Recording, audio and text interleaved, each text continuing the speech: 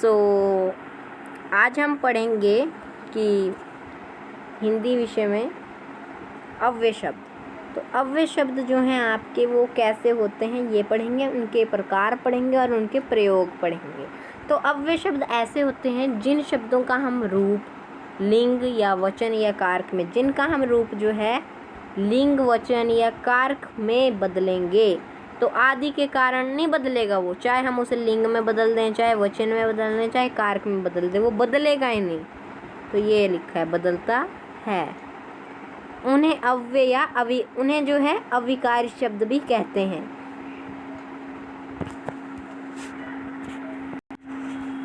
जी, तो उन्हें हम अव्ययकारी शब्द कहेंगे। और जैसे कि उदाहरण मैंने यहाँ लिखा है, वृद्ध आदमी धीरे धीरे चलता है। और दूसरा उदाहरण है, वर्षा धीरे धीरे हो रही थी।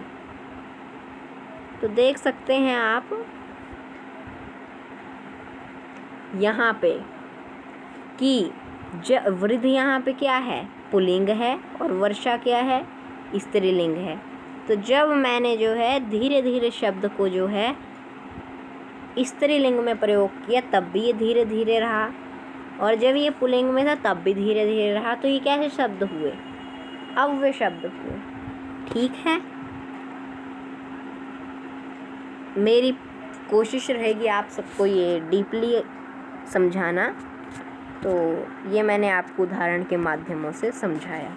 और जब हम अव्यय का जो है संधि विच्छेद संधि करेंगे तो न प्लस वय, ये बनेगा अव्यय। जी, तो अब हम पढ़ेंगे अव्यय के प्रकार। अव्यय शब्दों के प्रकार क्या होते हैं? तो अव्यय जो होते हैं 4 प्रकार के होते हैं। चलिए पढ़ते हैं क्या क्या होते हैं। एक होता है आपका क्रिया विशेषण, दूसरा होता है संबंध बोधक, तीसरा होता है समुच्चय बोधक या योजक शब्द भी बोलते हैं, चौथा होता है विस्मय यादि बोधक। तो ये 4 शब्द जो हैं आप देख रहे होंगे, ये मैंने आपको अभी करवा दिए। तो अब इनके पढ़ते हैं कि इनका जो वो प्रयोग कैसे होता है। तो जैसे कि यहाँ पे है, रुकिए, हाँ जी, क्रिया विशेषण पढ़ेंगे हम पहला, क्योंकि हमारा शब्द पहला क्या है, क्रिया विशेषण।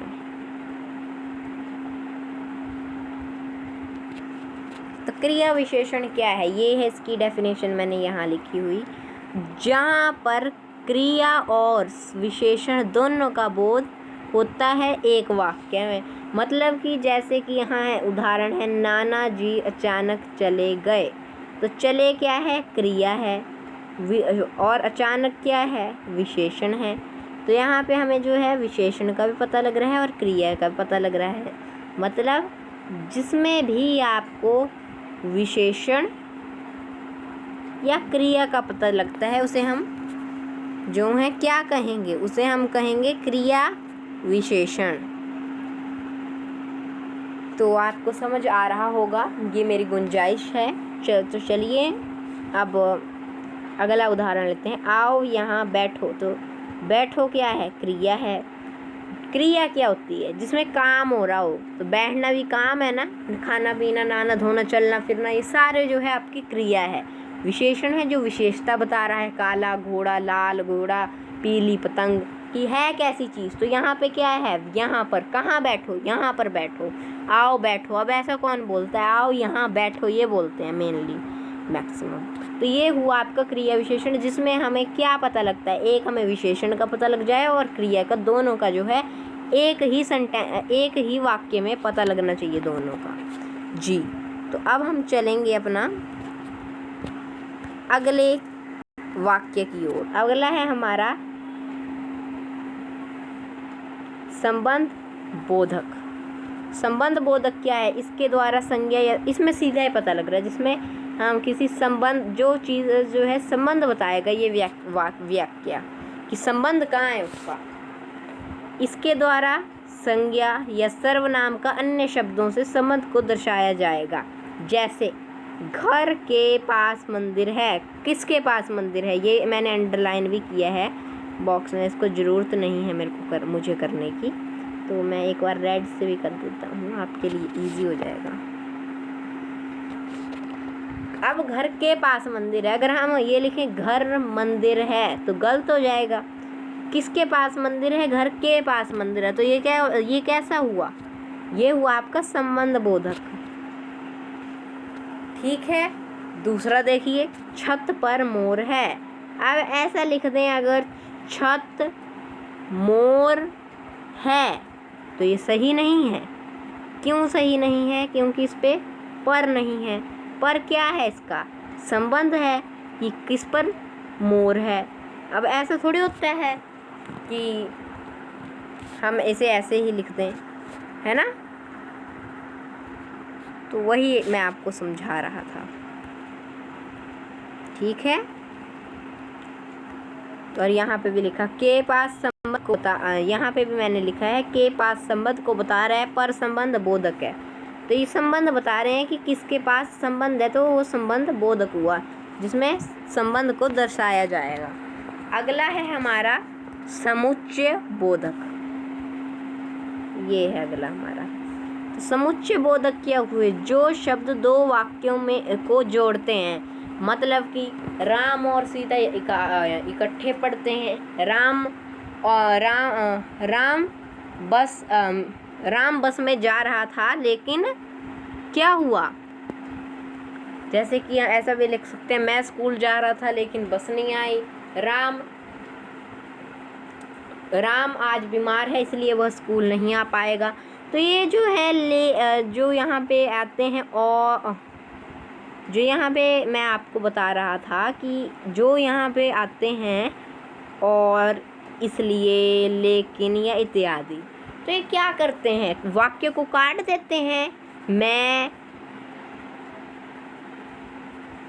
अध्यापक था, तो इसमें क्या हो रहा है? था पर हमारा ख़त्म हो रहा है।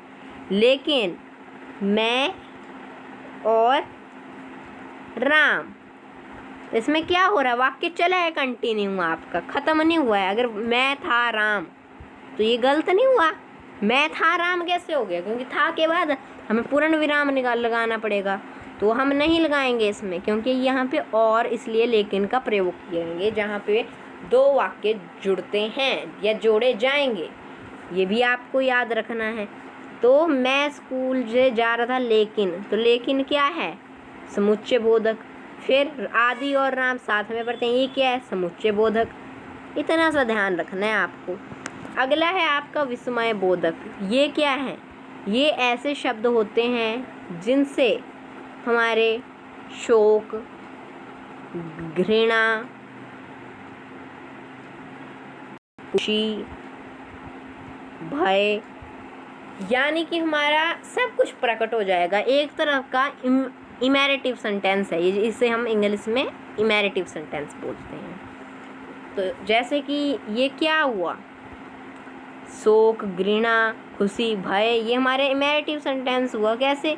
क्योंकि ये हमारा प्रकट कर रहा है, भावनाएं प्रकट कर रहा है कि हमें कैसी फीलिंग हो रही है, भावना हो रही है, कैसे आप क्या भावना हो रही है, हमारी फीलिंग क्या हो रही है। तो ये है हमारा विस्मय बोधक। और एक और मेन चीज़ है, विस्मय बोधक का साइन कैसा है ये भी आप लोगों को जो है पता होना चाहिए। तो विस्मय बोधक का साइन होता है साइन ऑफ जिसे आप साइन ऑफ एक्सक्लामेशन बोलते हैं। जैसे कि ऐसे कि हम सीरियल्स में देखते हैं, राम, फिर रुक, ऐसे डंडा लगता है, फिर जैसे कि आह, फिर के बाद भी डंडा लगता है, ऐसा। तो ये होता है साइन ऑफ एक्सक्लामेशन, जिसे हम बोलते हैं विस्मय बोधक का चिन्ह। समझ आ रहा है आपको? तो कमेंट कर दीजिएगा, और लाइक और सब्सक्राइब तो आपको करना ही करना है। तो यहाँ पे उदाहरण भी ये है, आह कितना सुंदर फूल है, ये लगा साइन ऑफ एक्सक्लामेशन। और इसकी एक और विशेषता है कि जब भी आपका साइन ऑफ एक्सक्लामेशन लगेगा तब वाक्य के पहले में लगेगा वो। जैसे कि आह की यहाँ पे लगा, आह कितना सुंदर फूल है, तो अब साइन ऑफ एक्सक्लेमेशन इधर तो लगा, इधर लगा है। तो ये वाक्य के पहले, वाक्य के अंत में नहीं लगेगा, वाक्य के पहले लगेगा। तो ये था मेरा आज का टॉपिक। तो एक बार कंक्लूज़न जैसा कर लें, एक बार हमने क्या क्या पढ़ा आज जो है हमने पढ़ा अव्यय शब्द। कैसे शब्द जिनको हम लिंग में बदल दें, वचन में बदल दें, कारक में बदल दें, लेकिन वो शब्द जो है इनमें बदलने के बावजूद भी वैसे के वैसे ही रहेंगे, उनमें कोई बदलाव नहीं आएगा। उन्हें अव्यय शब्द या अव्ययकारी शब्द भी कहते हैं। उदाहरण है जैसे वृद्ध आदमी धीरे धीरे चल रहा है और वर्षा धीरे धीरे हो रही है, तो वृद्ध है पुल्लिंग, वर्षा है स्त्रीलिंग।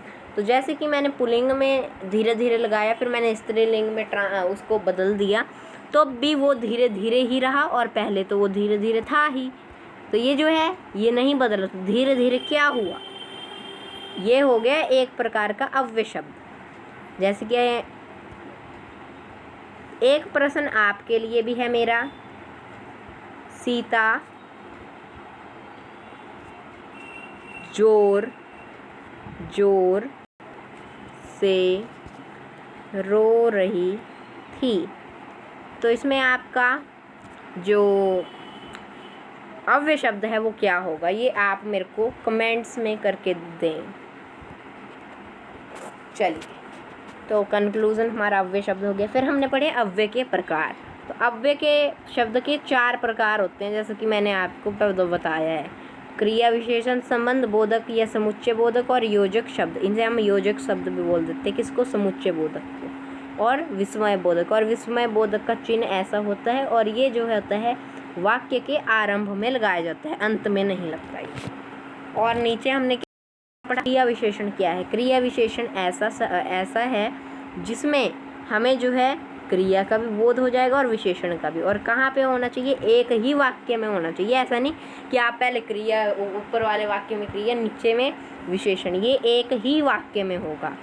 और फिर हमने पढ़ा संबंध बोधक। संबंध बोधक क्या है, जिसमें संबंध पता लगेगा कि मेरे घर के पास ये है, मेरे घर में मंदिर है, मेरा घर के पास मंदिर है, तो ये संबंध को बताएंगे। तो ये आपका क्या हुआ, संबंध बोधक हुआ, जिसमें हमें संबंध लगेगा। जैसे कि घर के पास मंदिर है, छत पर मोर है, तो ये क्या दर्शा रहे हैं, ये संबंध को दर्शा रहे हैं, कहाँ पर क्या चीज़ है।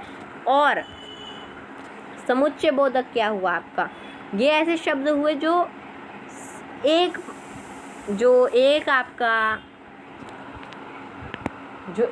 जो आपका वाक्य है उसको जोड़ेंगे, मतलब कि काटेंगे नहीं। जैसे कि है, तो है जो होता है वो काट देते सेंटेंस को, मतलब कि सेंटेंस ख़त्म हो गया वहीं पे।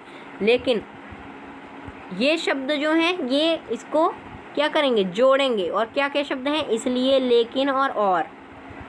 ठीक है, तो ये 3 शब्द हैं, या और भी हो सकते हैं सॉरी। तो लास्ट में हमने पढ़ा विस्मय बोधक। तो विस्मय बोधक ऐसे शब्द होंगे जिसमें हमें शोक, खुशी, घृणा, भय या इत्यादि हमारी भावना, उसमें हमारी क्या होंगी, भावनाएं प्रकट हो जाएंगी। ठीक है, तो ये मैंने आपको विस्मय बोधक भी करवा दिया, समुच्चय बोधक भी करा दिया, संबंध बोधक भी करवा दिया, क्रिया विशेषण भी करवा दिया। ये जो इसके 4 प्रकार होते हैं वो तो आपको करवा ही दिए, और आपको अव्यय शब्द भी करवा दिए, और ये हिंदी के अंतर्गत ही करवाए। धन्यवाद। अब आप वीडियो को देख के लाइक, सब्सक्राइब एंड कमेंट कर दीजिए। और जो मैंने वाक्य दिया है उसको आप कमेंट्स बॉक्स में मेरे को लिख के आंसर दें। ठीक है, तो मैं आपके आंसर का जो है इंतज़ार करूँगा। I am waiting for your answer. Okay, तो ठीक है, bye bye to all of you. ये जो है बहुत आसान सा टॉपिक है, लेकिन आसान तो है ही है, लेकिन मुश्किल भी उतना ही है जितना आसान है। लेकिन आसान ये उसके लिए है जिसको डीपली पढ़ेगा, लेकिन जो उसको ऐसे ही देखेगा ये ऐसा है वो वैसा है, इसे ऐसे पढ़ लेगा, उतार लेगा, तो वो तो सब कर लेंगे, लेकिन इसको डीपली वही पढ़ेगा जिसको ये पूरा समझना है, कंसेप्ट क्लियर करना है। ठीक है, तो bye bye to all of